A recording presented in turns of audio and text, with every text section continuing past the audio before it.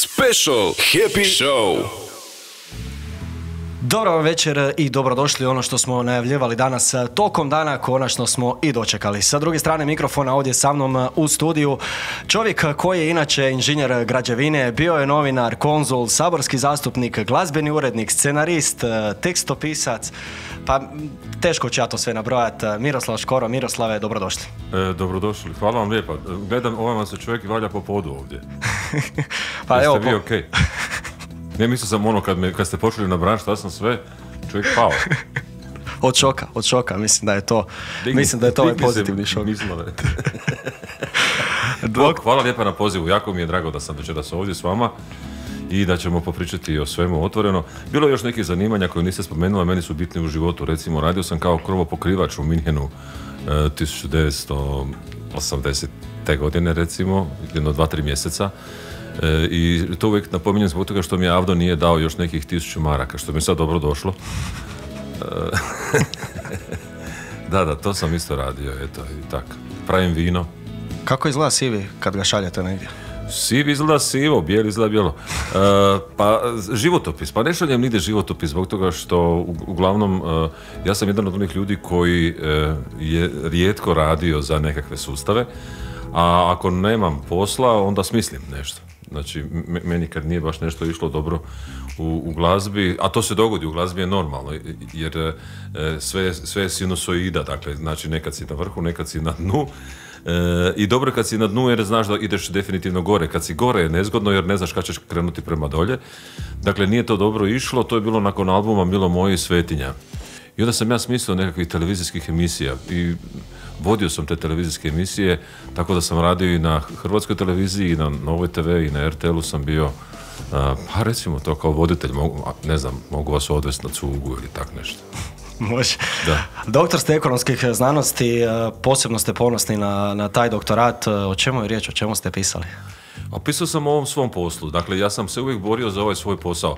Nisam od onih ljudi koji smatra da, ne znam, kad napišem pjesmu pa sam sad uvatio s oproštenjem Boga za bradu, pa ja sad mogu biti mjerilo vrijednosti za nešto drugo. Ne, ja sam i dalje samo to što jesam, mali, frustrirani čovjek iz Višnjeca koji piše te neke svoje pjesme i zahvaljujući tome što znam uhvatiti C i fuš G, sam napravio tih nekih pjesama, ali mi to ne daje za pravo da se sad razumijem u medicinu i ne daje mi za pravo da se razumijem u neke druge stvari.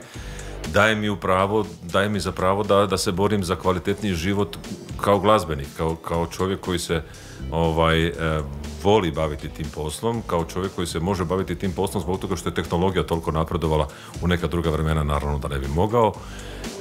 I što se tiče doktorata, dakle nisam ga radio zbog toga da bi dobio bolju plaću ili da bi, ne znam, imao sam uvjet da bio sam asistent, pa ako želim postati nekakav profesor da moram doktorirati, nego sam to radio zbog sebe da vidim može li se u tom mom svijetu primijeniti tih alata i možemo li mi izmjeriti nešto. Ja sam išao mjeriti koliko mi u stvari glazbenici kužimo, čime se bavimo i koliko kužimo svoja prava. Nažalost, rezultati nisu dobri. Nažalost, mislim da se nisu ništa ni popravili od mog doktorata, jer ovaj naš posao je prekrasan posao. To je posao u kojemu mi leptirići letimo kao s cvijeta na cvijet, ali vrlo rijetko ljudi paze na to što rade, na svoje vlasništvo, jako rijetko paze na to da će s one sinusoidne točke vrhunca biti u jednom trenutku na dno i da ti moraš poput malog hrčka navući dovoljno i da moraš u isto vrijeme biti i cvrčak i mrav, evo recimo to tako. I da, naravno, ponosan sam na to i ja sam, kako bih rekao, svjestan toga da je za pohvalu kad čovjek kaže da je pročitao knjigu, a kamoli kad je pročitao 200 knjiga i još je to na neki način uobličio nekakav svoj rad. To treba raditi i mislim da je obrazovanje nešto što nam je sada jako dostupno, internet je tu, sve je na dohvat ruke i ne znati je sada stvarno postalo po meni sramota. Znači, biti glup ne, naravno, ako si glup si, to ti je privilegija, ali ne znati i ne željeti se obrazovati, po meni je to nešto što u stvari je grijeh od Boga, zato što puno smo se borili kao civilizacija, kao ljudi da bi došli do ovog stanja. Meni su rekli ovako, ti kao glazbenik i kao neki zabavljač, ok, ali kao profesor stari ti si stvarno dosadan. I ako me pustite, ja ću stalno pričati. Morate me zaustaviti. Dobro, ja možda čak ne bi pobjegao s predavanja. Evo, često studiram ekonomiju, često bježim s predavanja, ali možda s ovog čak i ne bi pobjegao. Pa dobro, ekonomija, pa mislim, to je vrlo jednostavno. Kužite, ja ne znam zašto ljudi studiraju to 5 godina. Nema se šta studirati 5 godina u ekonomiji. Ako radiš financije i računovodstvo, teče od 6 mjeseci i ti znaš dvojno knjigovodstvo savladaš i ono sve skupa je poslije, dakle, na neki način iskustvo i zakonska regulativa. A ovo drugo je, znači, mi se borimo da nikad se ratovi nisu vodili zbog resursa, nego zbog raspodjele. Mi se, dakle, borimo za to da oskudne resurse što je moguće kvalitetnije upotrijebimo, a sve su resursi i vi ste resurs. I ja kad sam radio na ovom radiju ili jednom od radija u ovoj zgradi, vas nije bilo. Znači, zašto? Zato što se teško nalaze voditelji. I imati dobrog autora, dobrog voditelja, pa to je isto resurs. To se čak u ekonomiji uči kao, ne znam, goodwill, ako se ne varam. I znači, šteta je što se nije ispunila jedna želja mog pokojnog profesora Tome Belaja, koji je meni predavao latinski, i onda je on bio jako ljut, jer je rekao da sve što on nas nauči na satu latinskom, svi drugi profesori pokvare. Da bi on nama volio predavati sve, i filozofiju, i latinski, i naravno, ne znam, higijenu s osnova mentalne higijene, naravno matematiku i sve to skupa, jer to je taj klasični pristup. To je Aleksandar Makedonski, ne znam, i Aristotel. Znači, imaš učitelja i učitelj te uči sve, vodi te, pleše s tobom, a na neki način ti prenosi ono što je najvrijednije, što je najteže prenijeti, to se zove iskustvo. Sve drugo se nauči. Rekli ste taj, da to tako kažemo, neki životni ciklus proizvoda u glazbi, dakle te glazbe, glazbenika. Sami ste rekli, nekad je tu na vrhu i onda odjednom padne dolje. Kako se sa tog dna opet vratiti na vrh? Je li uopće moguće? Pa imate nešto što se zove inercija, znači to je normalna stvar, to je kao valovi na moru. Jesi dolje, ali inercija ćete podnijeti prema gore, zašto? Pa ljudi ćete se zaželjeti. Znači ne moraš se previše truditi, ali ako, ja sam čak doživio svojevremeno jedna naša poznata grupa, na moje uši njihov šef rekao da će ih raspustiti, pa će ih inercija izbaciti jer se nije pojavila nikakva velika pjesma koja bi ih izbacila nazad, ali zaželjela se publika. S jedne strane to, s druge strane dogodi se pjesma. Znači kad se dogodi dobra pjesma, dobru pjesmu ne može ništa zaustaviti. Mene je nazvao moj prijatelj Vuco prije godinu dana i rekao je: pusti ti kume, to ja, Siniša tvoj, Strilja, tvoj prijatelj, nema toga šta ne može ništa zaustaviti dobru pjesmu. Dobra pjesma. I to je istina, dakle, dobra pjesma. I treća stvar je naravno mediji. Mi živimo u vremenu u kojemu se puno toga može oblikovati u komunikacijskom smislu kada su mediji u pitanju i najbolje kad se poklopi sve troje. Zaželjeli su ti se, dobra pjesma i mediji, to vam Dalmatino. Kužite, znači sve se to može pogledati, ali treba biti oboružan strpljenjem. Cijelo vrijeme moraš biti strpljiv, shvatiti da život je kratak, međutim, s druge pak strane dovoljno je dugačak da se dogodi nekoliko tih uspona i padova. Ja sam u životu imao sreću da nisam bio one hit man, znači nisam napisao samo jednu pjesmu koja se primila, nego Ne dirajte mi ravnicu do danas se naredalo sad već toga dovoljno dugo i znam jako dobro šta znači ne biti popularan, znam jako dobro šta znači biti jako popularan, znam što znači biti zabranjen. Mislim, i to je isto dio ovoga posla i najvažnija stvar je da nisi ljut, nego da si sretan i da zahvaljuješ Bogu na svakom danu, a pri tome kad si jako uspješan moraš biti svjestan toga da nećeš biti jako dugo uspješan, nego da se ipak poput mrava potrudiš kada zazimi, kada ne bude toliko uspjeha i posla, da imaš šta grickat. Eto, dosta smo ljudima otkrili već u ovom samom uvodu, a još 2 sata su ispred nas. Tek je počeo. Otvaramo baš uz Miroslava Škoru. Milo moje, pojačite i uživajte. Dobro večer. Special Happy Show. Možda malo nije fair, ali odgovorit ću sam na svoje pitanje, evo uz što se ja naježim uz njega. Vinko Coce je upravo odsvirao. Iza vas je 12 objavljenih albuma. Prvi album je bio Ne dirajte mi ravnicu, osobno ste upisali. Album je s istoimenom pjesmom bio velika prekretnica u vašoj karijeri. Zapravo, koja je priča iza Ravnice? Kako je uopće nastala? 1989. godine, kad sam se oženio i odselio za Ameriku, onda, naravno, sve je to bilo super prvih par dana, kao u svakom braku, ali nakon toga krene život. A život je bio takav da je moja supruga morala ustati ujutro oko 5:30, srediti se, upaliti auto i otići raditi u svoj odvjetnički ured. Ja sam ostao sam. I jako sam se radovao recimo svakom dolasku poštara. Nakon što sam odgledao sve ono što se odgledat može na televiziji, a kako su oni davno formatirali sve svoje medije, ti si u principu za taj mjesec i pogledao sve filmove u prva 2 dana i nakon toga ti bude jako dosadno.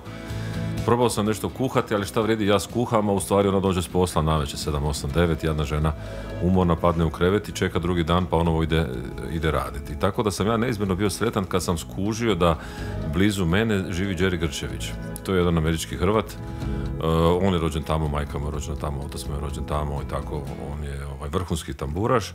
I eto, kad sam se prilagodio njegovom bioritmu, on budi se čovjek oko 12:01, ja sam počeo u stvari živjeti i raditi nešto, našao sam neku gitaru ispod kreveta i počeo sam pisati pjesme i tako smo Jerry i ja napisali taj cijeli album. Ja sam napisao Ne dirajte mi ravnicu, napisao sam još nekih pjesama, zajedno smo napisali Šumi, šumi javora recimo, on je napisao glazbu za Julišku, ja sam napisao tekst i iznjedrilo se tih 12 pjesama, mi smo objavili tu kasetu, poslali u Jugoton i Jugoton se je otpušio i to je to. Ko je prvi zavrtio pjesmu? Željko Barba. Svi drugi koji tvrde suprotno ne govore istinu. Dakle, profesor je bio dežurni glazbeni urednik na Radio Osijeku i mislim da je u pitanju 1. kolovoza 1991. godine. On je čuo jako puno ljudi koji su na splavovima i različitim drugim plovilima dolazili iz mjesta nizvodno od Drave i Dunava, gdje su ih protjerali i vraćali su se, dolazili su i govorili su svi da će se vratiti. I onda je on, kako je mozak glazbenog urednika u to vrijeme, posebice sa Radio Zagreba i naših radijskih prostora, ako se priča o kukuruzima, odmah trčiš u fonoteku i uzimaš pjesmu Kukuruzi se njišu. Moraš glazbeno ilustrirati ono što se govori. Tako i on ilustrirao Ja ću se vratiti s pjesmom Ja ću se vratiti. Ta pjesma je po riječima samog Barbe tog dana na zahtjev vrčena više puta i onda eto, sve drugo je priča koja se pretvorila u jednu prekrasnu priču, u stvari zahvaljujući pjesmi Ne dirajte mi ravnicu ja razgovaram s vama danas ovdje. Ja sam Miro Škoro, ja sam Škoro po zanimanju u stvari, ja sam neko ko je prije 30, sada i gotovo 4 godine napisao tu pjesmu i živim još uvijek tako da svaki svoj koncert završavam s tom pjesmom, neizmjerno sam joj zahvalan. Ja sam u stvari samo medij kroz kojeg je prozborilo to nešto i izašla je ta pjesma. Je li Fabijan Šovagović uistinu zaplakao za stvarno u spotu Zlatnih dukata? Mogu samo govoriti ono što mi je ispričala Anja. Anja mi je rekla u stvari da je on doveden u jedan prostor u kojemu su oni snimili taj spot i da je stvarno pustio suzu. Poslije sam ja Fabijana upoznao, mi smo čak radili Dječje Vinkovačke jeseni zajedno, tamo negdje 93. 4. godine. Veliki hrvatski glumac. Ja ne znam kome se nije otela suza kad je vidio tu njegovu suzu. Da, bila je iskrena, da, bila je stvarna i prava, nije bila planirana i da, Fabijan Šovagović je strahovito volio tu svoju ravnicu i svoje Ladimirice i hvala Bogu da smo imali tako velikog glumca. Nažalost nije više s nama, ali eto, ostalo je iza njega jako puno toga, pa i ta suza. Svaka pjesma vaša uvijek nosi jednu posebnu poruku. Često ljudi vole reći da eto i prije te političke karijere zapravo vi ste kroz pjesmu bili usko nekako povezani s politikom. Koja je to zapravo poruka? Čujte, u osnovi svega je ljubav. Sad, ta ljubav može biti, ovisi kako ćeš je artikulirati. Ja sam uglavnom pisao pjesme koje uvijek odišu u ljubav. Sad, je li to prema majci, prema ženi, prema djeci, prema ocu, prema konjima, drveću ili prema ovoj zemlji u kojoj živimo. Nikad ja u životu ne bi bio to što jesam da nisam Imoćanin rođen u Slavoniji. Ne mogu reći da nisam Imoćanin kad jesam. I mater mi je, i čača mi je, i did mi je, i svi babe, i svi smo. Ali sam se rodio u Osijeku, moje asocijacije su ravničarske. Vi meni kad kažete riba, ja ću sigurno reći šaran, neću reći branci, nikako volim jesti. Dakle, moraš vratiti nešto, to je normalno. Vi ste mlad čovjek koji će uskoro završiti fakultet, počnete nešto raditi, ćete biti poduzetnik i kad budete najuspješniji na svijetu morate biti svjesni toga da morate nešto vratiti onome što vas je stvorilo. Stvaraju vas čak i kad vas tuku. Dakle, nije sve to med i mlijeko, pa evo sad sam se Ne, moraš dobiti batina. I to dapače, moraš više dobiti batina nego što dobiješ nježnosti i poljubaca. Ali to te formira.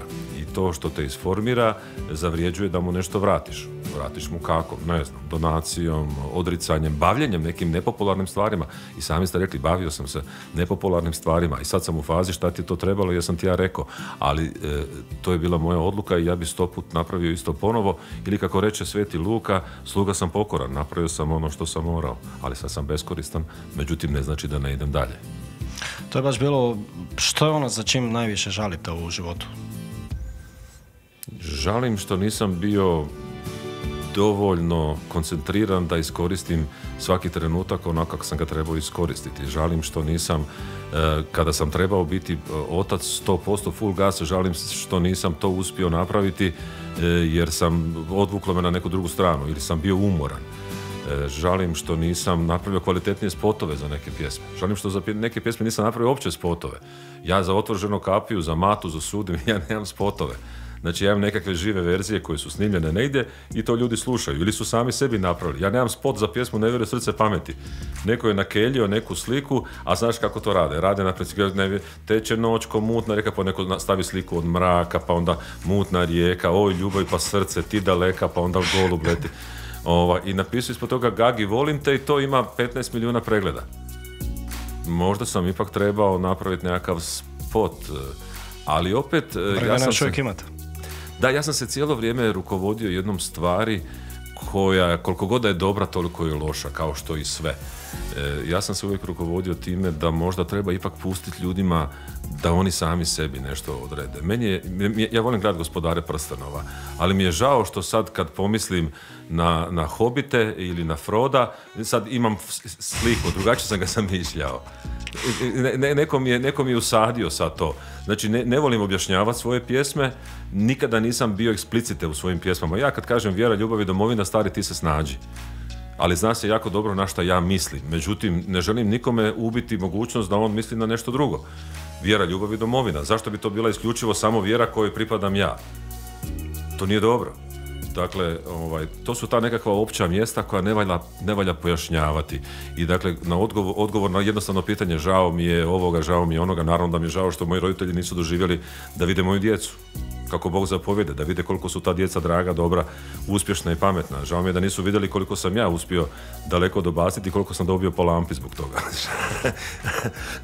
Žao mi je u krajnjoj liniji što sam svoju suprugu doveo u situaciju da joj bude neugodno. Puno puta, jer je upala u žrvanje u kojemu nikad niko nije bio. Dakle, ona je stvarno žrtva par excellence. Ali evo, koristim prigodu sad, zahvaljujući Happy FM-u, da se ispričam. Dakle, ispričavam se svima što nisam napravio bolje.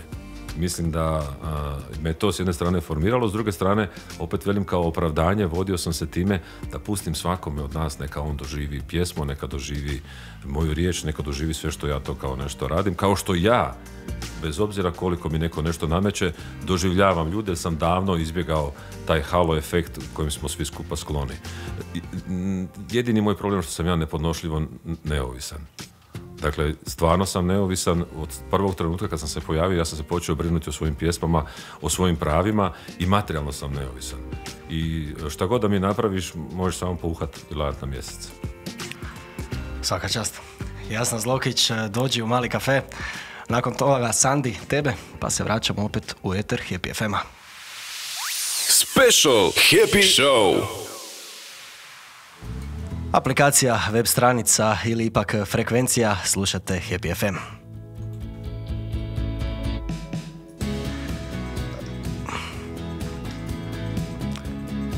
Vaše razmišljanja, Miroslave, o današnjoj hrvatskoj zabavnoj glazbenoj sceni. Dosta izvođača koji su nam ovdje bili rekli su da je sve to nekako se usporilo, da dosta su skeptični zapravo oko budućnosti. Jel vi spadate u tu skupinu? Ne, zbog toga što je drugačije vrijeme. Dakle, prije se živjelo od festivala do festivala. I ne znam, imao si festivale kao događaje koji su medijski bili jako popraćeni. Ti ako bi došao i zapjevao na festivalu i Proplakat će zora, ti si bio drugi dan najpopularniji čovjek u državi. Ako je pjesma bila dobra i ako je masovno dobacila. I dobro, to vrijeme je prošlo. Festivali više nisu fora, zbog čega? Pa zbog toga što je sama glazba po sebi doživjela jednu transformaciju jer se može digitalizirati. Glazba se može pretvoriti u nule i jedinice. Slika se može pretvoriti u nule i jedinice. Tekst se može pretvoriti. Čačkalica ne može. Međutim, koliko ja pratim Zvijezdane staze, replikator će i to napraviti, pa će nagrabusiti proizvođač čačkalica. Ali, dakle, živimo u neko drugo vrijeme koje je, da, drugačije. I sad mi možemo svi skupa sjediti i kukat. Jer ljudi se dijele na 3 vrste. Jedna je, znači, kako je prije to... A druga vrsta ljudi je, ma da, on niš ne valja, ali znaš, zato, vidit ćeš stari, za 5 godina ću ja... Znači, jedni žive u prošlosti, drugi žive u budućnosti. I imaš onaj mali dio, tome pripadam ja, to je ovo je trenutak. Šta je vrijeme samo po sebi? Pa mi smo nešto asignirali, pa sad je 4, sad je 7, sad je 8, ali vrijeme sad je prošlo. Sad dok ja vama ovo govorim, sad je prošlo, sad je opet. Znači, ta glazba je trenutno u situaciji u kojoj po meni treba biti jer je obezvrijeđena. Sve svira. Dakle, davnih godina glazba je bila usluga i ti si trebao pozvati, ne znam, Mozarta, da svakako dođe i da ti sa svojom klapom nešto izvede. Pomoglo je što su izumili note, pa kad je transkripcija napravljena, pošaljem note samo Mozart, nađeš klapu koja zna čitati note i oni ti sviraju, ali je usluga. Jel? Kad oni odu, ništa ti ne ostane, a platio si. I s druge strane, znači nije materijalni proizvod. Onda najednom postaje glazba nešto što je dostupno putem vinila. I sad ti si u situaciji da doma usisavaš i slušaš Mozarta, što nije predviđeno. Predviđeno je da budu i Mozart i svirači. Digitalija je to dovela do te razine da se ti tuširaš, može se u tramvaju. Ja najviše volim moje sa slušalicama što trče i onda oni kuše, oni su varijanta, ne, oni nemaju, oni u tom trenutku slušaju Stinga, nije predviđeno. Ali je tako. Do te razine da su neki znanstvenici rekli da je u principu glazba postala beskorisna kulisa. Samo da nešto...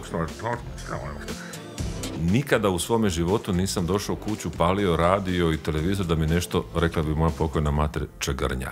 Niti sam sjeo u auto, upalio i slušao da bi mi nešto. Slušam radio zbog informacije, ako me zanima, ima li negdje gužve, nema li gužve, gdje sam, kako sam, i ako ga slušam, onda ga slušam. Ne mogu paralelno, ja vama se divim, vama radi televizor, radi monitor, vi sa mnom razgovarate, ja bi se stvari pogubio, još imate mobitel.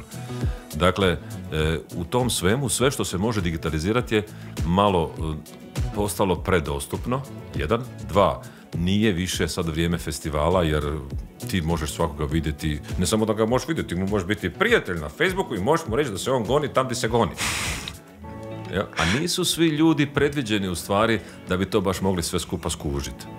Pa onda on je s jedne strane nedovoljno educiran da bi on, ali on je tu, on ima, evo ti na, ja te ne volim, evo ti ja. A imaš i trolove, to su trolovi. To su ljudi koji su plaćeni. Znači, dok ja sad pričam, sad će ajde, šta ti, skoro. Znači, on je plaćen, znači njega plaća neki Mario da on meni to kaže.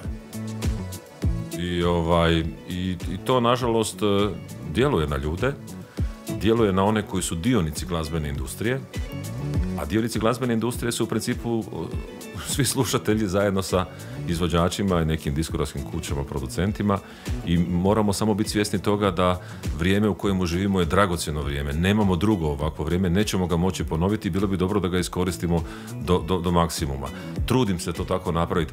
Ne zavidim svojim kolegama koji to vide kao potop opći, međutim, s druge strane ne osuđujem ih jer je to njihovo pravo, posebice ako su oni živjeli u to vrijeme. Kad sam ja došao, toga više stari nema. A zašto nam je nedostatak autora? Posebno na našoj glazbenoj sceni. Ok, izvođača imamo, ali često nam nedostaje autora i tekstopisaca. Ma ne, to je, gledajte, postoje različiti pristupi medijima i medijskom prostoru. Imate ovo što radimo mi, gdje mi smo otprilike na razini žabe. Dakle, mi smo na razini žabe, žaba vidi da se kom potkiva, pa onda i ona digne nogu. I mi smo formatirali sve to skupa, znači imamo 3 EB, mi imamo znači 3 element break, mi smo nije sat nego je pita. Pa onda toliko je u puni sat, toliko je u 15 minuta, toliko sad su reklame, u pola sata nećemo tako značajne stvari, nećemo koliko je temperatura u Zagrebu, nego koliko je u Čakovcu, jel? I onda, vi slušate to, ja sam Elvis, ja sam Mir, sve sam to skužio, kužite. Međutim, nije dobro da smo žabe, jer smo premali, možda bi se trebali ugledati u frankofoniju. U frankofonskim zemljama ne nedostaje ni autora, a ima ih i kod nas. Mladih, sposobnih ljudi, samo im trebamo dati šansu. Međutim, mi živimo u zemlji u kojoj su zaštićeni vuk, magarac i mi glazbenici. Možda nešto malo. Pa na setu je više plaćen magarac nego glumac. Jel? I znači, u frankofonskim zemljama ti ćeš biti kažnjen. Ne ako ne vrtiš 10 ili 15% domaće glazbe, nego ako ne vrtiš 40% glazbe, 1 i 2, ako ne vrtiš toliko mladih autora, toliko mladih pjevača. Bićeš ljubavi kažnjen. Odskakući od našeg etera. Imaš zemalja u kojima strana glazba može biti samo kad dođe Sting pa pjeva na San Remu. Ne može. Imaš zemalja u kojima je vijest da je neko objavio novu pjesmu, vijest u dnevniku.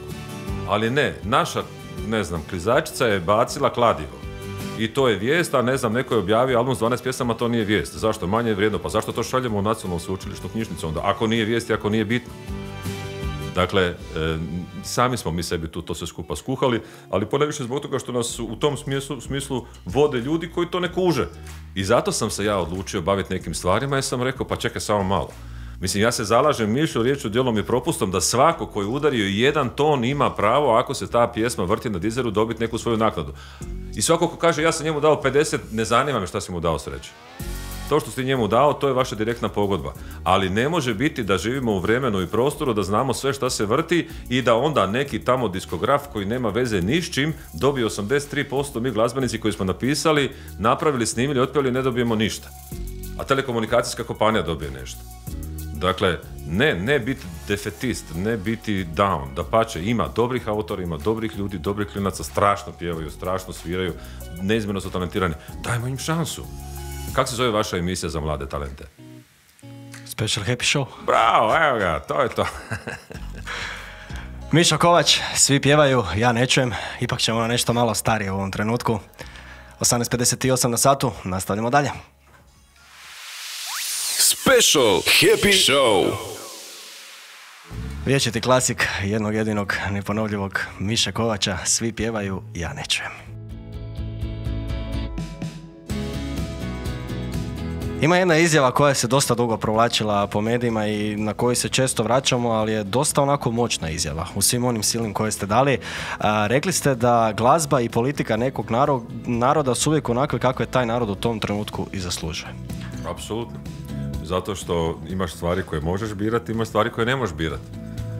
Dakle, roditelji imaš kakve imaš, braću, sestre, rodbinu, ali kuma imaš kakvog si ga odabrao. Tako da i u politici. Mjesto odabira se zove glasačko mjesto. I proces se zove izbori. I nema tu sad čarala barala. Sad, poslije toga nešto kao kome protestiraš? Samom sebi. Tako da to je jedna stvar. A druga stvar je, u glazbi je stvarno tako, ti možeš odabrati. Posebice danas. To se zove streaming on demand. Dakle, na zahtjev možeš šta god hoćeš napraviti. I nisi više ovisan o nekakvom uredniku. Prije su urednici stvarno mogli formirati glazbeni ukus i ako bi oni nekoga odbacili, onda je to tako. Da je po urednicima koji su bili u Jugotonu 1989. godine, ja nikad ne bi ugledao svjetlost dana zajedno sa svim svojim pjesmama. Mi smo bili jedna talentirana generacija osječkih glazbenika. I Bero, i Damba, i ne znam, i Tiho, i tako da. Ali jednostavno nismo mogli proći. Se slažete onda s onom izjavom da nakon lošeg uvijek može biti samo bolje? Pa, nakon najlošijeg. Nakon lošeg može biti, da. Ali kad je najlošije, kad je dno, a onda ne možeš, mislim, ako kopaš rupu, jel, i udariš o kamen, a čuj, sve poslije toga može se, znaš, uzmeš, kako se to kaže, dinamit, pa razoriš i tako dalje, ali objektivno nemaš, ako nemaš dinamita, kamen, granica je, tako da i ovdje ako dotakneš dno, možeš samo prema gore. Koga vidite kao svog nasljednika? Mog sina. Mislim, to je definitivno tako. U stvari, neću biti bezobrazan. Moju djecu, to bi tako trebalo biti. Ali htio sam se referirati na glazbu, da. Pa mislim da ne može se to tako. To nije kraljevska titula. Tu sam ja malo kao Osmanlije koje su popustile u Bosni i Hercegovini, ali generalno svugdje su pružali mogućnost ljudima da dođu do titule velikog vezira, pa je mogao i Janjičar. I bez obzira što je Mehmed Paša Sokolović bio dijete harača, on je završio kao veliki vezir. Tako da, šalu na stranu, nisam ja za to sad nasljedno. Ja sam od ovdje, pa ćeš ti nakon mene. Ja se samo nadam da će moja djeca biti dovoljno mudra i pametna da to sve skupa što smo supruga i ja stvorili održe i da im to bude neka odskočna daska, ali sve drugo naravno ovisi o njihovom radu. Talenta imaju, curi im na uši. Mislim da Ivana je uzela ovaj dio vezano za autorska prava i za zaštitu tih prava. Matija je uzeo više ovaj dio što se tiče glazbe i naravno dostave vina, jer može nositi 50 kila gore dole 4 sata. I tako, ja im želim svaku sreću, ali nasljednika u tom smislu mislim da nemam, ne bi ga tražio i mislim da to nije u redu. Redoviti ste gost u Vatroslavom Lisinskom, evo sad i u 2. mjesecu se sprema koncert. Što je to toliko posebno kod te koncertne dvorane? Stolice. Dakle, raspored. Da, ima pozornica i stolice i prijatan raspored stvari. Volim kada publika napravi 2 stvari kad je koncert u pitanju. Prvo, kad kupi kartu, ne zbog toga što želim učiniti siromašnijom svoju publiku, ali mislim da je to jedan gest. Otišli su, kupili su kartu i onda su došli i sjeli su u dvorani i sad sam ja izašao i ja ih moram zabaviti. Ja se bavim industrijom zabave. I ta dvorana mi pruža to, kao što mi pruža to i dvorana Brlić-Mažuranić recimo u Brodu, kao što mi to pružaju neke druge dvorane. Međutim, naravno nisam dovoljno popularan da mogu do sada kazati ja ću napraviti takav koncert i u nekim drugim dvoranama. Ali u Zagrebu ima dovoljno ljudi i mislim da postoji sad jedna tradicija od 2015. godine. Ja to de facto radim uz jedan preskok. Mislim da je to bila godina baš totalne korona blokade. Radim redovno i nekad se dogodi da imali smo pa čak i 4 koncerta za redom. Sad smo raspodali taj 14. veljače, mislim da ima još nešto malo sitno karata i na Valentinovo ćemo napraviti tu svečanost koja je za mene kao glazbenika i glazbenog umjetnika i uopće se ne libim to kazati. Jer taj izraz umjetnik, artist je nešto što se koristi u zapadnom svijetu. Ako ono zve Stradnjak, došao znači sve se veze za koliko mene mogu šankove raditi, koliko mene more tu znaš, da on pjeva, jer može ti u 6 setova i da bude do 3:30 ujutro, znaš da to radim kad moram, šta ću, moram nečega živjeti, ali nije predviđeno, nije dobro. Sad ja pjevam Majko jedina, a oni se razvaljuju na šanku. Nije dobro. Nije to. Da, nisam tako mislio. I Lisinski mi pruža to. Lisinski je moje utočište, Lisinski je moje sklonište u kojem ja mogu doći i ipak napraviti to što najviše volim raditi na svijetu. To je kombinacija priče i pjesme. I jako se dobro zabavimo. A stand-up, bio sam ja već. Stand-up smišljate prije koncerta, ali to dođe za vrijeme koncerta. Po tome su poznati, po tome su stvarno koncerti poznati. Dobro, vi ste drag čovjek, pa ću vam reći jednu stvar. Gledao sam neki dan jedan dokumentarac u kojem je Eddie Murphy, veliki čovjek koji imao barem 2 serijala svojih stand-upova. Jedan je bio Raw ili Sirovo, a drugi je bio Delirious ili tako se nekako zvao. Čovjek je razvaljivao sve živo. I nakon toga je onda snimio one filmove, ne znam, Beverly Hills Cop, Coming to America. Postoje strahovito planetarno popularan i onda su mu rekli zašto sad ne radite stand-up? Onda je rekao, pa za Boga miloga, trebalo mi barem 2 godine da prođem po svim klubovima da steknem takozvanu rutinu. Ja trebam, i radio sam zadnjih godinu dana jako puno i bit ću jako dobar u ovom Lisinskom sada, jer sam godinu dana spremao rutinu. Naravno da tu ima uvijek barem 70-80% provjerenog dobrog materijala. Pa ne mogu ja svaki put doći i izmisliti kud idu, ne znam, Pero i Đuro i Bobi i Rudi. Oni idu kud idu, jel? Ali je stvar u trenutku, stvar je u načinu kako to plasiraš, a ovo drugo sve je improvizacija i sad te improvizacije može biti 20%, 30%, 50%. Nekada bude improvizacije puno više nego što je rutine. Ali šta god da se dogodi, ti imaš ono što glumci imaju. Znači glumci mogu šta god hoćeš, ali kad im se zablokira mozak, a dogodi se, oni uvijek imaju, ne znam, rečenicu nigdar nije bil, da nekak nije bil. Znači oni se uvijek imaju zašto uhvatiti. Tako i ja, znači ako i ne ide, ja se imam uhvatiti za svoje babe koje pjevaju Milo moje i sve je okej. I ljudi će se smijati, a ja ću se vratiti u svoju kolotečinu. Ne znam šta mi je draže, ali najdraže mi je, znači, eto, upravo biti u tom Lisinskom i imati sjedeću publiku. Eto, ljudi, čuli ste, još malo je stvarno ostalo za Lisinski, tako da požurite, nemojte poslije Da, platiti. ja mislim da ima možda još 1800 karata. Sitlica. Special Happy Show. Ja sam Stavros Boli u 19:16. Gdje je najugodnije nastupati? Rekli ste već ovo, ali je li Lisinski taj najveći vrh? A ne bi to tako rekao. Uvijek je, svaki je nastup, ne izvlačim se, znaš, rekao sam za Lisinski da volim tamo nastupati i tamo su koncerti kakve ih ja volim raditi. Naravno da radim ja nekad i u diskoteci, radim ja i trgove, radim ja najveći naručitelji, a to je od pamtivijeka tako, svih tih naših koncerata su u principu nekakve mecene. Sad je li to svojevremeno bio neki Ilistrissimus ili neki kanonik, danas je to gradonačelnik ili načelnik općinski. Volim ja i to. Međutim, naravno da kad narod kupi kartu, onda je to stvarno ciljano i oni su bili spremni izdvojiti od sebe da bi došli, da bi te čuli i tamo možeš izvoditi i one pjesme koje inače ne izvodiš.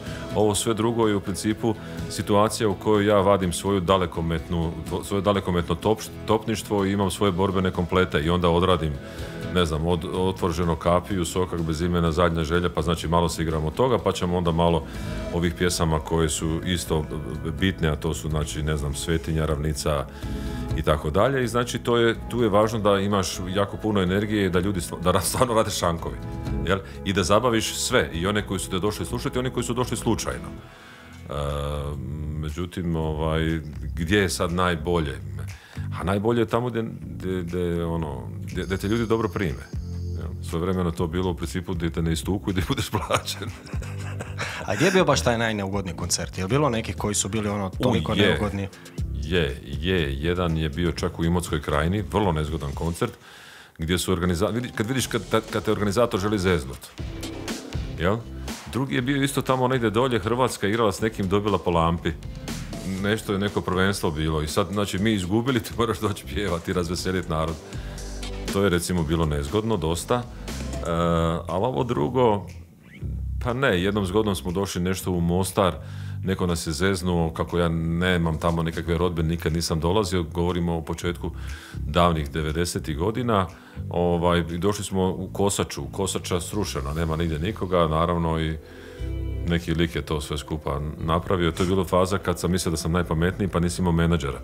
Onda sam ipak odlučio se za to da uvijek između mene i organizatora postoji neki posrednik i od onda nema nekih velikih problema, tako da naravno da je ovo sve skupa što sam radio u zadnjih par godina plus korona djelovalo na to da je broj mojih nastupa smanjen, ali evo, ja sam siguran da će ovaj nastup moj na Happy FM-u podići sigurno broj mojih koncerata kroz godinu za možda čak i 2. 2 do 3. Rekli ste mi na početku današnjeg intervjua. Bilo bi dobro da bude za 1. Evo, dovoljno za 1, da Lisinski još jedan otvorim. Opa, onda ćemo vidjeti. Pa dobro, mislim da će ići u tom smjeru. Mislim da ljudi čekaju, da su ljudi željni. Ja vjerujem da, osim toga i Valentinove moraju negdje izvesti nekoga da. I tako da, ja intenzivno razmišljam o tome kako ću otvoriti uopće taj koncert, da bude dovoljno romantično, da ljudi požele jedni druge zaprositi. Staviti one crvene kostolnjake kak imaju u restoranima, malo tamo po stolicama i eto. Mislim, to je škakljiva stvar za Valentinovo, imati koncert, to je da, dosta... Da, koncert se zove Kad se meni tvoje oko smije. To je zbog ove pjesme, da, još jednu, tu ima Kad se meni tvoje oko smije. To je sad, ja sam mislio možda se poigrati nešto s okom, vidit ću. Možda kurje oko. Rekli ste mi na početku intervjua, voda je Drava, a riba je šaran. Da. U Slavoniji ste Dalmatinac, u Dalmaciji ste najčešće... Odmah mi vele, šta je Slavonac? Da, ne zna Slavonac igra Briškulu. Ajde Slavonac, ajde, bježća. Uzeli ste nekako najbolje s jedne i s druge strane, jel tako? A opet postoje te neke duboke razlike. Ne postoje razlike, postoji jednostavno drugačiji mentalitet zbog toga što, mislim, kad si zadnji puta čuo Dalmatinca koji kaže joj, moram kupiti zimske gume. Zašto bi kupao zimske gume, mislim, kad nema potrebe za tim, jel? Tako da to je jednostavno pitanje klime, pitanje svugdje je to tako. Jedino što svugdje u svijetu imaš nerazvijeni jug i razvijeni sjever, osim kod nas. Dakle, kod nas je sjever, evo, posebice da, sjeveroistok totalno demografski devastiran i nisam ja bez veze napisao pjesmu Ale volim ovo sve i nije bez veze da mi jako puno dolazi tekstova. Došao mi je jučer jedan tekst koji je Plivarićev Burez napisao upravo na tu temu, boli to ljude. Mislim, sad već prolazite ozbiljno neke dijelove tamo kroz Slavoniju i nema ljudi. Žao mi je zbog toga, jer to je kraj u kojemu kada ti ispadne klip kukuruza nikne polje. Ne moraš ga ni obrađivati. Moji su roditelji, moji su djedovi došli u Slavoniju da bi mi preživjeli. Moj nećak se iselio da bi preživio. Nešto se događa tu čudno. Imao sam najbolju namjeru i sam sudjelovati u tome da nešto promijenimo, ali ne možeš ti promijeniti nešto ako čovjek neće. Zato imamo glazbu kakvu zaslužujemo, zato imamo politiku kakvu zaslužujemo. Znači, ako nešto 30 godina ne valja, ti dalje želiš da te taj vodi, onda ja tu ne mogu ništa. Da se mi ipak nova nešto lakše malo pitamo. Ajmo mi ovdje brigu na veselje. Nemoj škoro.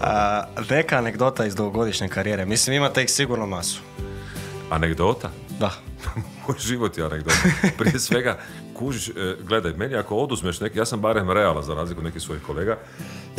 Znači, bilo je neko vrijeme u kojemu ili imaš grudi ili nemaš. Tako? Da. Bilo je neko vrijeme u kojemu ili znaš pjevati ili ne znaš pjevati. Ali mi sad živimo u vremenu u kojemu ti možeš imati što hoćeš, možeš imati grudi, možeš pjevati, nema problema. Tehnologija sve rješava. Znači, ja u neko drugo vrijeme se ne bi sigurno mogao baviti ovim poslom jer nisam ko pokojnica oce. I sami ste rekli da se naježite na to. Znači, to je čovjek koji on dođe, stane i mora pjevati iz treće sobe. Da ne pokida mikrofon čovjek. Bog mu je to dao. I to je to je pravo, to je iskonsko. Znači, biti to što sam ja napravio je možda najbolje opisao Joza Ivanković jednom zgodom. Joza Ivanković je, za one koji ne znaju, čovjek koji je stvorio, mogu pričati šta god ko hoće, Zlatne dukate sa svojim pjesmama i napisao je prekrasnih pjesama. I on je meni rekao, dobro si ti stari sa svojim glasom dogural. Jako dobro. Ali sam dogurao zbog toga što je izmišljen stroj iz pravice koja zove mikrofon. I to barem u svijetu priznaju. Oni kažu za Frank Sinatra i za Dean Martina da su kruneri. Jer oni bez mikrofona pjevat ne mogu. I znači, naravno da je to anegdota samo po sebi. Prije 200 godina, kakvi 200 godina?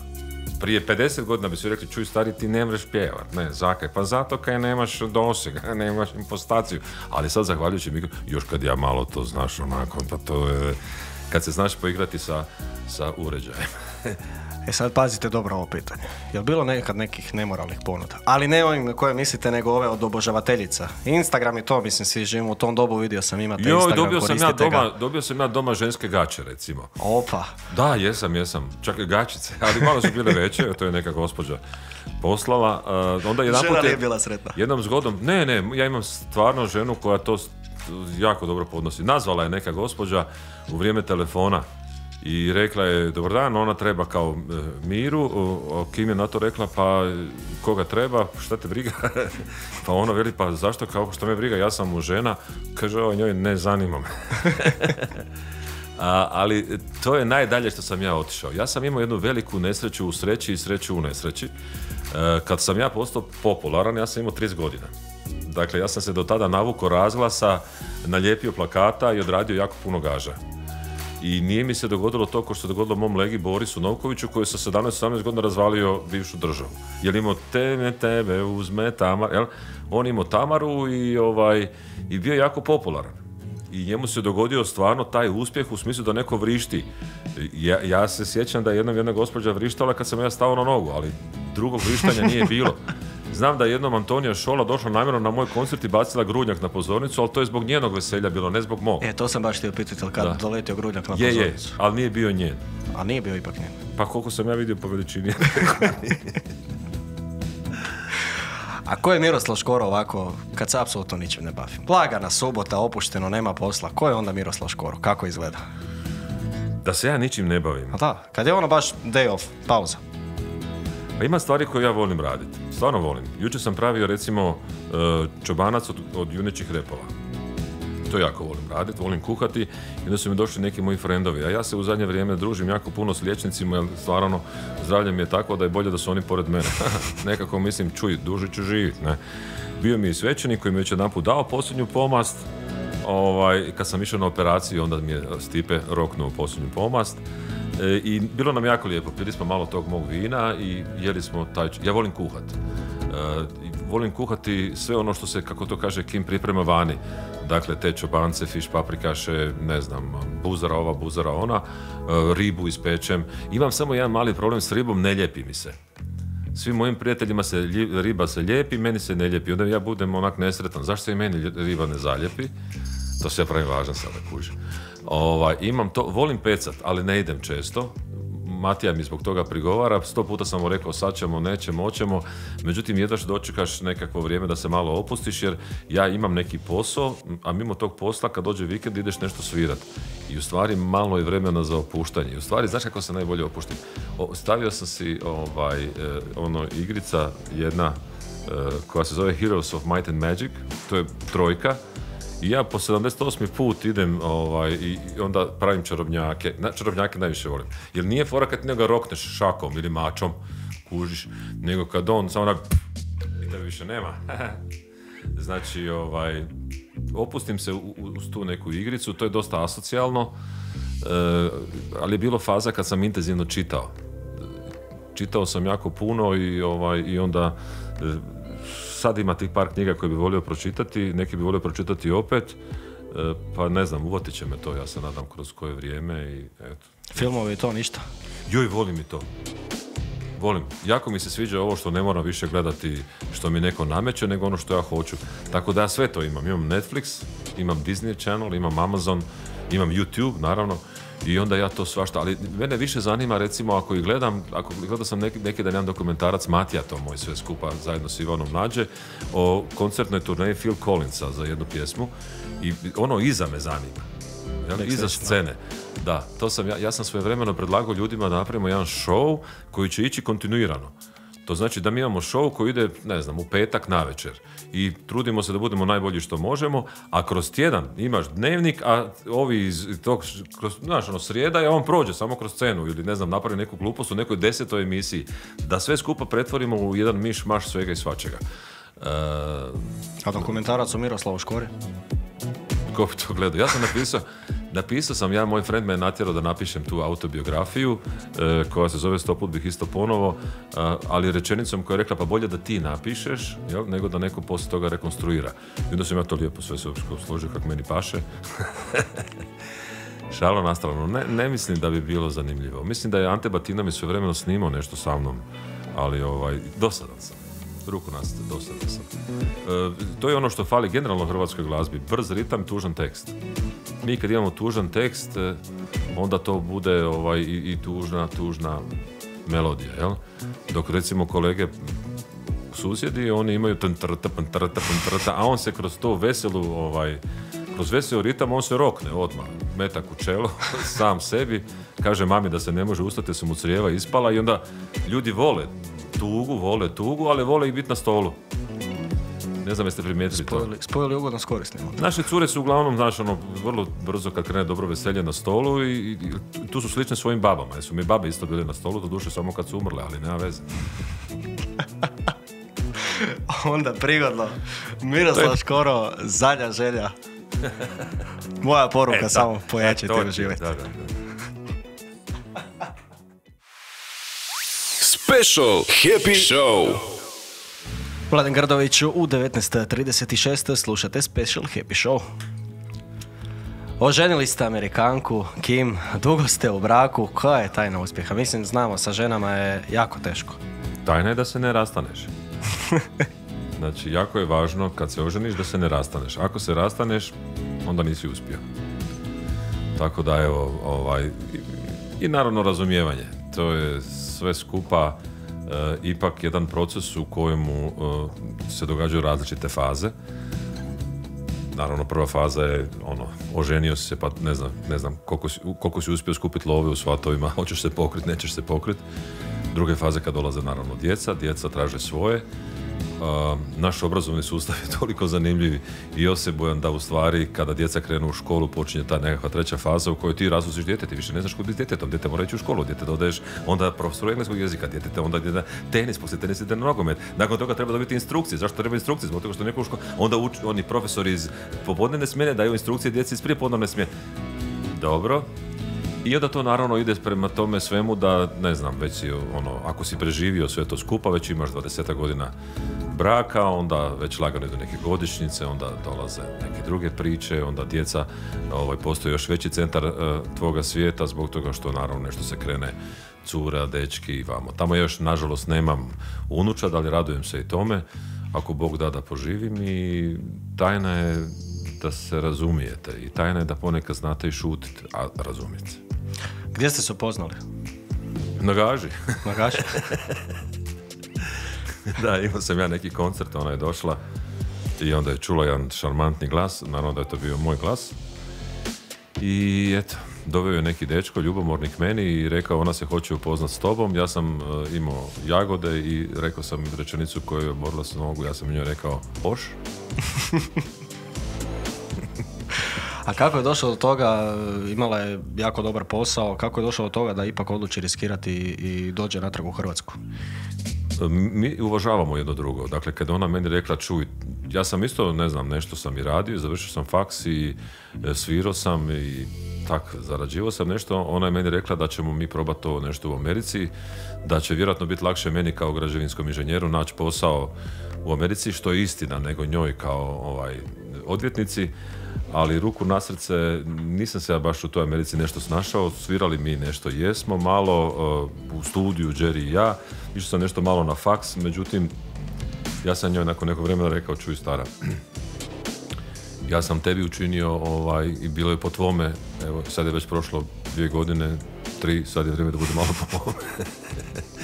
I upravo zahvaljujući tom razumijevanju i želji, silnoj Kimičine želji da mi stvorimo nešto što možda ona nije imala u svom odrastanju jer su joj se roditelji rastali. Mi smo sačuvali naravno svoj brak, imamo 2 prekrasne djece i evo, Bogu hvala, zahvaljujući prije svega njenom odricanju smo tu gdje jesmo. Sve se temelji na povjerenju, doduše mi mlađe generacije kod nas baš povjerenje malo šteka, mislim, mogu reći iz svoje prilike. Ja često znam kad cura ja sjednemo pa malo gledamo jedni drugima mobitel, kao. Jel ima takve situacija? Znaš ti onaj štos kada frajer kaže, joj, nije mi dobro, mislim da imam srčani, a žena kaže, joj Bože, ne znam da imam mobitel, evo tu je tvoj mobitel, koji ti je pin? A kaže frajer, da, bolje mi je nešto. Pa naravno da je povjerenje jako važno. Međutim, ja nemam problema s tim da mi žena gleda mobitel kad god hoće, dapače. Ja nemam potrebu gledati tuđe mobitele. Tako da, ne zanima me, ali ima jako puno postradalih od mobitela i od interneta. Mislim da bi mogli napraviti svoj klub već, lagano. A koliko često odete u Osijek? Pa nisam bio sad već od prekjučer. To je sad neka malo duža pauza, ili? Da, pa odem koliko god mogu. Mislim, tamo je grob mojih roditelja. U krajnjoj liniji, ja cijeli život imam prateći orkestar iz Osijeka i to više nije sad samo prateći orkestar. Mi smo nešto kumovi, prijatelji, tako da i kad radim neke pjesme, u zadnje vrijeme sam radio više kod Branimira Mihaljevića, ali naravno da volim otići u Osijeku, kod Želje Nikolina ću sad raditi opet nekakvu pjesmu koju smo Geronimo i ja slagali i tako. Ste prenijeli na Kim tu ljubav prema Osijeku i upoznali li sa svakim kutkom? O Kimi se zna dosta dobro Osijek, ona je svojevremeno radila za županiju, za Glavaše, radila tamo nešto 93. godine, tako da vozala se po Osijeku puno, u krajnjoj liniji živjeli smo mi tamo neko vrijeme i Kim voli Osijek, naravno. Mislim, više nemamo ništa, nažalost, tamo svoje, ali imamo kuma Beru koji ima cijeli hotel, pa odemo kod njega. Još bolje nego da imate svoje. Još bolje. Sigurnije, ali jeftinije. A kakav je Miroslav Škoro ko roditelj? Jeste preuzeli nešto od svojih roditelja, jeste pokupili njihov način odgoja ili ste ipak odlučili nekim svojim smjerom, svojim putem? Loš sam ja to. Ja nisam, ja bih volio da sam bolji roditelj i šta znam, joj idemo u zoološki, joj idemo vamo, idemo tamo. Nije me bilo dovoljno, ali sva sreća opet je tu Kim podmestila svoju grbu i odgojila 2 krasne djece. To kakav sam ja kao roditelj bi trebalo pitati moju djecu.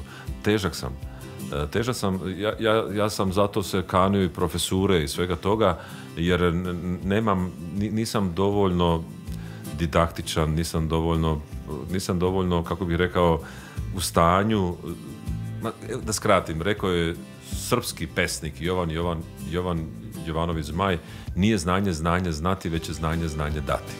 Ja ne znam dati znanje, ja sam nepotrebno opširan, ja sam dosadan, nemam strpljenja da dijete nešto savlada i sva sreća pa to moja supruga ima i sva sreća pa su moja djeca pametna pa su to napravila sama. U krajnjoj liniji ja sam iz jednog okruženja odrastao sam gdje moja majka imala 3 razreda osnovne škole. Moj otac je bio moler, ali imao jednu frustraciju jer bez obzira što je bio najpametniji, bio pametan, nisu mu dali da ide u školu, nego su htjeli da bude moler i da se niko sa mnom i s mojom sestrom nije bavio, u stvari s mojom sestrom i sa mnom. Mi smo to sve skupa sami, onda ja očekujem da to rade i djeca oko mene, što nije moguće, posebice u ovo vrijeme, prije je to bilo drugačije. I mi smo uspjeli se s tim sistemom izboriti i bili smo fakat dobri učenici. Ja mislim da je moja sestra bila najbolja učenica u povijesti svega toga, nisam nije bio daleko od toga. Tako da volio bi da sam bolji roditelj, ali tu će mi valjda Bog pogledat kroz prste, jer i nisam se trudio nadoknaditi to na drugi način. Sad je otilo ovo ili već ne znam šta. Moja djeca nisu pripadnici Zlatne mladeži, moja djeca su normalna djeca koja rade. Ivana se vratila sada iz Poljske, studira nešto, ide na MBA svojom voljom, jel? Ali ne znam, jednostavno sam propustio to nešto i stalno Boga molim da mi da neko unuče pa ću ja to kao sve skupa nadoknaditi. Budite sigurni da ću biti najbolji djed na svijetu. Prije 2 dana čitali smo dosta najave o Željku Pervanu o turneji Posljednja večera, okupit će mnogo poznatih lica s malih ekrana. Prvi nastup zakazan za veljaču u Čakovcu, baš nekako se to poklapa sa Lisinskim. Sjećamo se svi Večernje škole i Miroslava Škore tamo, pa hoćemo li imati priliku opet vidjeti Miroslava Škoru u nekoj takvoj ulozi? Ne. Definitivno? Ne. Gospodin Pervan i ja smo se razišli u jednom dijelu naših života i tako će ostati. Sad, ekonomista pita, samo nećemo računati jer bi ja mogao onda pasti u matematiku. Kako stojite sa ovim preračunavanjem eura, kako ste se priviknuli na konverziju? 7,53450. Nije mi samo jasno šta će im ona nula na kraju, jer u principu matematički gledano ta nula ne treba, ali oni to kažu da mora biti zbog toga što mora biti na 5. decimalu, ali i dalje glupo. I mislim da se dogodilo ono što sam predvidio. Ne možeš ti stari posebice kod nekih mašina. Ja sam prije pravo auto i kad bi stavio 25 kuna, bio sam bahat, mogao sam i pjene koliko hoću i ovoga i onoga, ali evo zadnji puta sam jedva sa 6 eura uspio oprati auto. Tako da sve će poskupiti i mislim da smo tu otrčali glavom i grlom u jagode, ali ne mogu ništa u tome smislu napraviti. Probao sam, ne ide, ok, sve 5. Ja sam se pripremio za to dosta kvalitetno i mi kao obitelj nemamo problema što se toga tiče, međutim mislim da će biti veliki problema. Tek su počeli. Pa da, dobro, bar niste ko ja. Ja sam kavu od 2 eura platio 5 eura i rekao konobaru u redu. I to ne jednom, to je znači od prvog već 3. 4. put se to događa. Treba će dosta vremena da skužimo uopće šta se događa i da skužimo te omjere, znači odnose. Jedno vrijeme smo preračunavali stalno, ali to je zbog toga što, gledajte, vi studirate ekonomiju, ja sam to završio i doktorirao. Sad kad bi ja počeo pričati o makroekonomiji, svi bi ugasili radio. Ali to je istina. Kužite, dakle sve je nacrtano, sve piše. I ako je neko zeznuo u zadnjih 10 godina, to su makroekonomisti, nisu predvidjeli sve ono skupa što se dogodilo. Prema tome kolektivno samoubojstvo. Ali definitivno, znači, hrvatska makroekonomska politika je bila takva da je ona bila vođena u interesu koga? Velikih banaka, velikih korporacija koje su ovdje kupile sve živo. I mi smo jedna obična kolonija, mi smo feud. I najvažnija stvar je bila sačuvati lovu.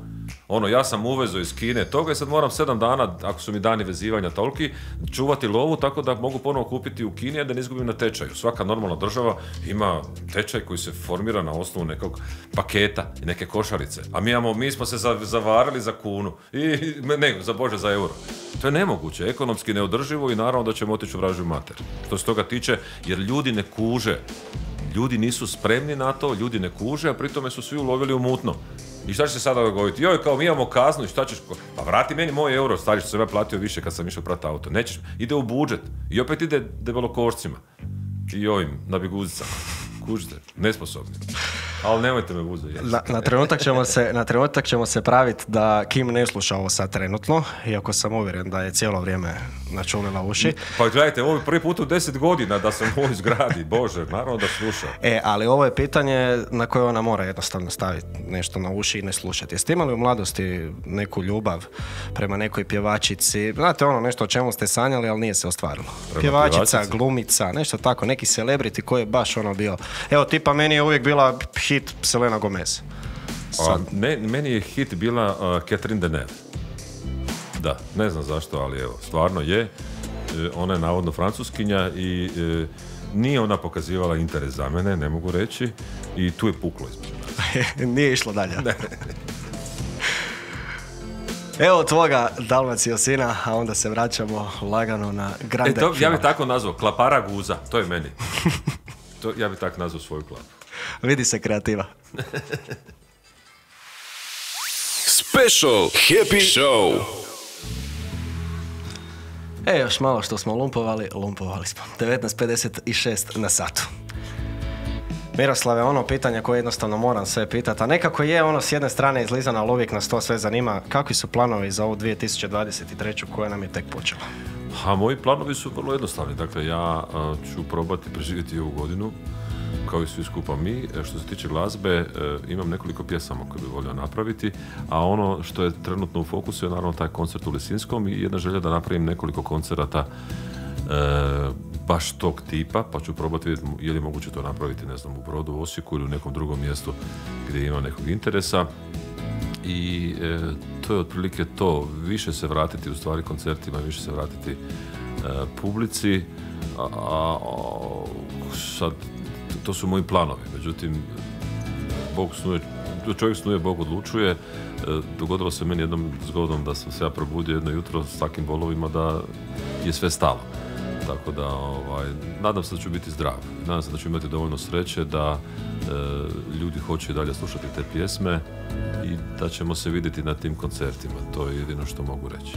A što možemo očekivati? Evo možda neki info, onako da nam malo otkrijete kakve stvari nam spremate. Ima jedna dobra pjesma koju je napravio Matija. Napravio dobru glazbu. Ja sam radio jedan tekst. Pjesma se zove Ravno mi je odavde do tamo. I nadam se da ćemo je raditi uskoro. Ima jedna pjesma koju smo radili Plivelić i ja.